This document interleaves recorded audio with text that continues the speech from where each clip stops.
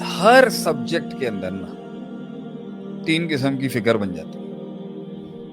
ہر subject میں 3 قسم کے, ہر موضوع میں, ہر فیکلٹی میں, ہر کلیے میں 3 قسم کے لوگ آتے ہیں, 3 قسم کی نفسیات اور مزاجات. ایک متشدد ہوتے ہیں جو اتنا تشدد اپناتے ہیں اپنے موقف کے اندر کہ ان کے وہی ایبسولوٹ, وہ ایبسولوٹ متشدد ہوتے ہیں.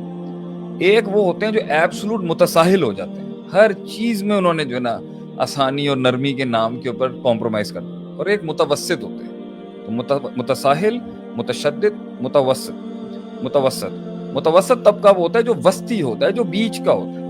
یہ بڑے مسائل ہیں زندگی کے اندر بھائی, کہ بیوی اور ماں کے جھگڑے میں کیسے فیصلہ کریں, بڑا مسئلہ ہے. بعض لوگ کہتے ہیں ڈگری نہیں ہونی چاہیے, بعض کہتے ہیں ڈگری ہی ہونی چاہیے, اس کے بغیر قابلیت ہی نہیں ہے بات کرنے کی, افراط تفریط. بعض لوگ کہتے ہیں, یہ کہتے ہیں ان میں ڈیسائیڈ کرو.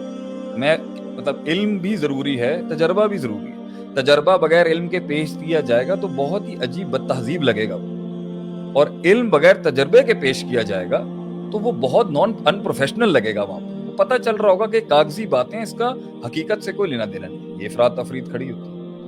جو لوگ کیپٹلزم کا رد کرنے جاتے ہیں وہ کمیونسٹ بن جاتے ہیں, جو کمیونزم کا رد کرنے آتے ہیں وہ کیپٹلزم بن جاتے ہیں. کیپٹلزم بھی ایکسٹریم, کمیونزم بھی ایکسٹریم, سوشلزم بھی ایکسٹریم, اسلام پھر بیچ کی راہ نکالتا ہے.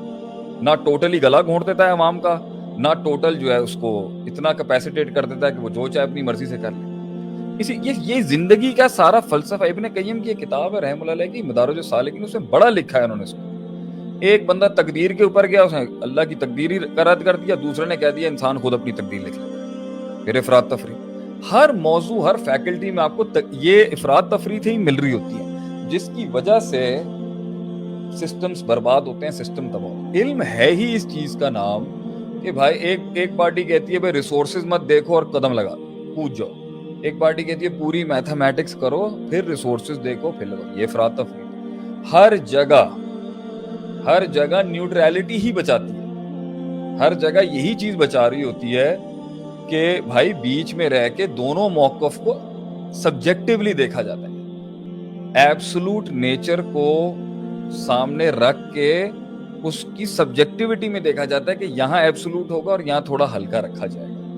علم ہے وہ چیز جو بتائے گی آپ کو کہ جنگ کون سی لڑنی, کس دشمن سے پہلے لڑنا ہے, کس سے بعد میں لڑنا ہے, کتنا نقصان دیکھنا ہے, کتنا. اب ایک پارٹی ہے وہ کہہ رہی ہے کمپٹنسی ہونی چاہیے. ابھی پچھلے دنوں میں نے ایک پوسٹ کیا تھا جی کہ اگر قابلیت ہے, ایمانداری نہیں ہے تو فساد ہے. کرپشن لکھا میں نے آگے, اور کرپشن سے مراد میرا فساد ہے, کرپشن سب سے بڑا فساد ہے. اور میں نے لکھا اگر ایمانداری ہے مگر قابلیت نہیں ہے وہ بھی بربادی ہوگی. اس کی بہت سے لوگوں کے سوالات اٹھ گئے, دوسری والی لائن ہی غلط ہے. بھائی کیسے آپ ایک قابلیت کو سامنے رکھ کے ایمان کی بیسس, میں کہہ رہا ہوں نا یہاں بھی ایکسٹریم. ایک پارٹی کہتی ہے امت میں انقلاب آئے گا ما فوق الفطرت, صرف توکل کے اوپر, اور گراؤنڈ پہ کوئی کام کرنے کی ضرورت نہیں ہے.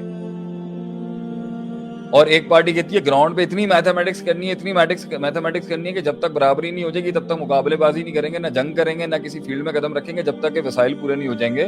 اس لیے وہ کہتے ہیں توکل بھاڑ میں جائے. نعوذ باللہ. ایکسٹریمز. ہر ایک پارٹی کہتی ہے سائنس کی کوئی اوقات ہی نہیں ہے, ایک پارٹی کہتی ہے بھائی طب میں ہی بیٹھے رہو, وہ طب میں ہے, ایلوپیتھی کی. تو یہ ہر جگہ کل حزب بما لدیہم فرحون. ان سب سے نکلنے کے لیے آپ صلی اللہ علیہ وسلم نے کیا حل دیا تھا؟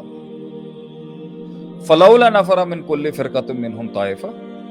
تم سب کے سب لڑنے جھگڑنے نہیں نکل جانا, یاد کرنا. کیوں نہیں سوسائٹی کا ہر طائفہ, ہر سیگمنٹ میں سے ایک ایسا گروہ تیار ہو لیتفقہوا فی الدین, جو دین کی اس ان ڈیپتھ انالیسس کو سمجھے جس سے وہ فقہ الواقعہ اور ہونے والے وقوعے کی ادراک صحیح کر سکے کہ مسئلہ یہ ہے.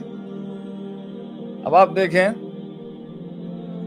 اس میں you want to add something? نہیں آپ وہ یاد نہیں ہے حضرت عمر اعلام الموقعین میں امام ابن قیم رحم اللہ علیہ فقہ کے باب میں اس کو لے کے آئے ہیں, فقہ سمجھاتے ہوئے کہ حضرت عمر کے دور کے اندر ایک مسئلہ ہو گیا کہ ساسان جب فتح ہوا تو جو لوگ کسی علاقے کو فتح کرتے تھے تو غنیمت کا مال 1/5 کو چھوڑ کے 4/5 ان کے پاس ہوتا تھا, جو مغنمین تھے میرے خیال سے. خمس کو چھوڑ, خمس جو تھا وہ اللہ رسول کو دے کے 20% لے لیا وہ وہاں, اور 80% جو ہے وہ وہی کنزیوم کرتے تھے جنہوں نے علاقہ کانکر کیا. حضرت عمر رضی اللہ عنہ نے کہا کہ بھائی مجھے یہ پیسے چاہیے, میں چاہتا ہوں یہ بیت المال میں ٹریجری میں جمع ہو. صحیح. تو اس کے اوپر اعتراض آ گیا اور وہ قرآن کی ڈائریکٹ آیت پڑھ دی، نص تھی وہ بلکہ. تو بھائی حضرت یہ کیس چلا گیا علماء کے پاس وہاں پر. تو 9 رکنی بینچ بٹھایا گیا جس میں 5 اوس کے تھے یا 4 خزرج کے تھے یا 5 خزرج کے تھے یا 4 اوس کے تھے.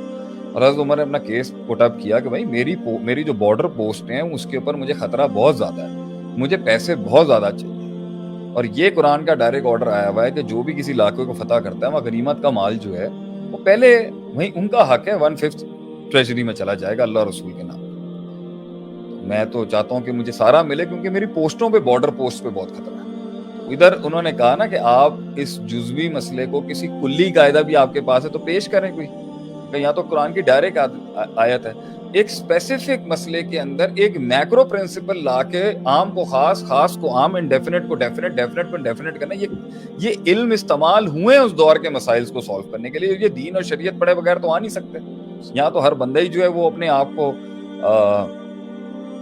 علامہ بنائے بیٹھا ہوا ہے کہ جی اس کے پاس علم کے سارے فرقان ہیں، ساری ڈائمینشنز ہیں، ساری ڈائنامکس ہیں، اور بات ڈائنامکس کی بات ہے اللہ کی مراد کی.